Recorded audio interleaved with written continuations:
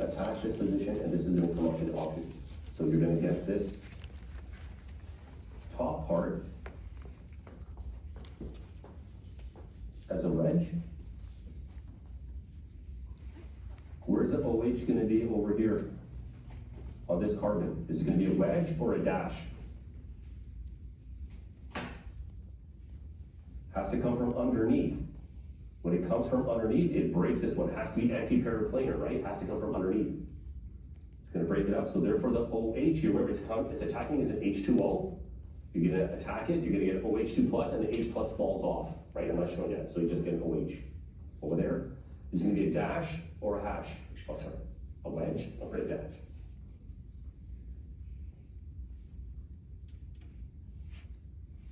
Has to be opposite, right? Has to be a dash. But hold on a second here, this is already a dash here. So what happens to this methyl group here? Now it becomes a wedge. You're attacking from the same side underneath, but that delta plus overrides it because it's tertiary. Therefore the OH attacks it, this one has to rotate up to CH3 as a wedge.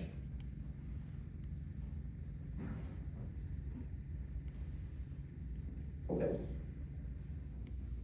This would be an but it would be an easy question on the midterm. Okay, this is an easy question on the midterm. A hard question on the midterm is just a multi-step. You start with the alkene, make the epoxide, then the epoxide does something, and you get some stereochemistry at the end like this. A harder question would start like from here to here to here to here. Not that hard, it's just one step at a time. But if you make a mistake, 0 out of 8 points, right? So I'm glad you know this part here, but if you don't know this part, well then you're not gonna get marks for here either. That's gonna be error too. Okay, that's the problem with the multi-step. It's easy to lose all the points. Don't do that. Okay, one step at a time. Everybody cool with this? If you know this, you're on pretty solid footing. Okay, you just build from this. Everything else is just built off of this. Everybody okay with this?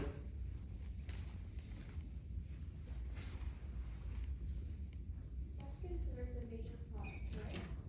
This one here? Yeah. This is the only product.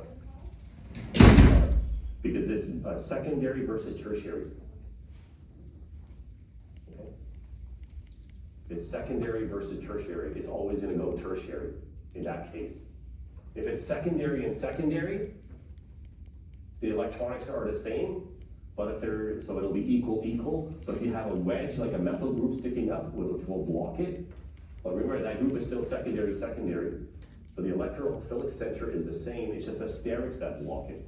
And sterics are sometimes very effective in blocking it, sometimes not as effective, so you'll get a major minor, depending on how big that group is and how close it is to that electrophilic center. Correct?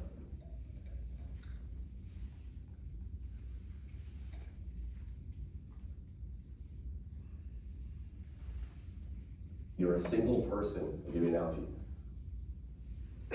You're at a party and everyone's spread out. There is a person that you want to talk to. You're going to approach that person, okay? There's one other person nearby that person, okay? Maybe 10 feet away. Even when you approach that person, you still will not approach from that person where that is 10 feet away. You'll still come around that person. There'll still be some space around that person to get to the person you want to talk to, okay? Now, if that person that's 10 feet away from me, you're like 20 feet away, and you have this whole circle to come around to get to me. That person is 10 feet away, he's gonna block a little bit of space in that area, that cone. But if that person is now right beside me, like much closer to me, now, for sure, you're not gonna come anywhere close to this zone. You're gonna come on the other side, right? It's about the proximity to the electrophilic center. This other person is blocking, that's the wedge or the dash or whatever. And depending on how close that wedge or dash is towards me, the steric hindrance, that affects tremendously how the approach goes. There's a person standing right here, every single person is gonna approach this way. No one's gonna approach climbing over this person or whisper over the person's shoulder. That's weird. Okay. Just naturally, it's just sterics. You're just gonna come on the other side. But the person is 10 feet away, you know, I still have a pretty good approach. And it's still a little bit of walk, but much better. That's the more major minor. Okay. So right beside me, you're just gonna get major this way. I don't know how good that was, but that's how the hysterics work with major and minor. The main thing is the electrophilic center. Everyone wants to come and talk to me. I have some fools around me that are blocking. Okay? You gotta get around it. Okay?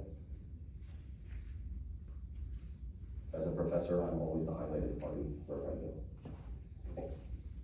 Everyone wants to talk to me, or avoid me, one of the two. Okay, everybody okay with this? Not so bad. Okay. Let's talk about this oxidation for a couple of slides. This is pretty easy, but you do have to know it. It's mostly memorization here. You don't need to know the arrows and so forth. You just have to know that if you have an alkene and you add this reagent, osmium tetroxide, you form this intermediate. Then when you add this other reagent, bisulfate, it cleaves it and you just get a cis diol. So you start with an alkene, you get a cis diol. It converts an alkene to two OH groups. Alkene, add this reagent, osmium tetroxide, it oxidizes it, that means it's putting oxygens on it. Double bond, you get a cis diol. That's it. So if you have an alkene, and I say the reagent, osmium tetroxide, like, oh, no worries. It's gonna be a cis diol, not a trans diol, a cis diol. The two OH groups that are gonna come are from the same side of the ring. It's always gonna be cis. Here they're just showing one example of it as a wedge. Obviously, because these are symmetrical, the osmium tetroxide can come underneath, and you can form the other cis diol. Wedges here, right? That's all.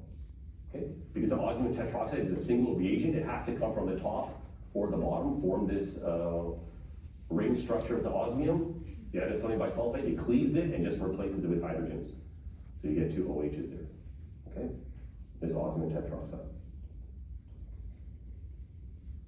Okay. Question? If the reaction is trans-methyl group, does it react and it still forms the... These methyl groups here. So these two methyl groups, remember this is sp2, right? So this section is all flat. These CH3s are not trans or anything. It's across a double bond, right? You add the osmium tetroxide, it can come from the top or the bottom. They're only showing the top over here. I can show these wedges as dashes. That's what makes this product. Let's just go with the ones on, so the osmium tetroxide came from the top. We have to always remember this alkene right here is sp2, over here it's flat. I'm showing it flat here, but in the screen it's flat this way. So the osmium tetroxide can approach the double bond this way, so it's a wedge towards you, right? Or it can approach the backside. The osmium tetroxide can form that ring where it's dashes behind the screen. Cool. And when it does that, what happens to the CH3 groups? If it's a flat molecule, osmium tetroxide is coming from this, it forms the ring, so it's a wedge towards you. What do you think happened to the CH3s that used to be flat in the screen? They have to go behind. That's what it's showing here. If they come from behind the screen, osmium tetroxide, then CH3s have to come towards you. It's flat, osmium tetroxide came this way, the methyl groups have to come towards you. Yes? Does that answer your question?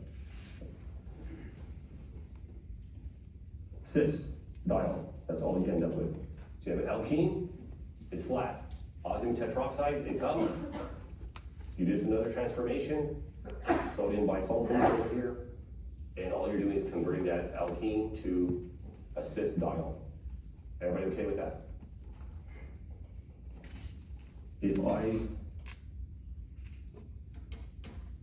put an isopropyl group over here, how is that going to change the osmium tetroxide? Is it going to approach from the top or behind the screen? Now I put a wedge isopropyl group there. So it's flat, and an ugly isopropyl group is sticking towards you, right? The alkene is flat in the screen, but there's an isopropyl group wedge, which is closer to you. Now the osmium tetroxide is gonna come. Osmium tetroxide is not that small. Okay, it's osmium, that's a very big metal, and it has all these oxygens off it, so it's a pretty big molecule coming, a decent sized molecule coming towards it. What side do you think it's gonna come from? Front or the back? From the back, that's obvious, right? There's more space from the back, because I went over to the back, so it's gonna prefer to make that one. Okay, so now you're gonna have, a major minor issue. That type of question, you for sure know is gonna form, which one? Left or right?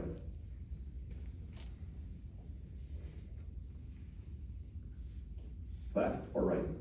Which one do you think it's gonna bias towards?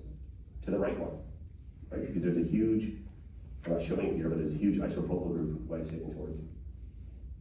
Correct? Even though the product, these CH3 groups, the end results of the CH3 groups are closer to that isopropyl group. If I show it over here, right, like what the hell, man, these CH3 groups are closer to this isopropyl group, they're all on the same side of the ring. But that's the product. The mechanism is that the osmium tetroxide has to come from behind and the OHs go there. Okay? You're gonna get asked this type of question. Not the one without this and it's symmetrical, that's just too easy. That's practice, that's homework questions, you know what I mean? Just to make sure you understand what's going on. Then like the last question in the homework is like one of these, like let's block something over here, see if the student really knows what's going on. Or they just memorizing and say, oh, I see an alkene, I'm a monkey, I see an alkene, and the monkey says do this, end of story. There's no thinking involved, okay? So if you do many of these questions, eventually you start memorizing and say, oh, I see, oh, okay, it always goes this way. But then the one time on midterm, there's gonna be like the methyl group there, it's like, oh, did you recognize the isopropyl group? Did you recognize that? And does the student really know what's going on? And go there.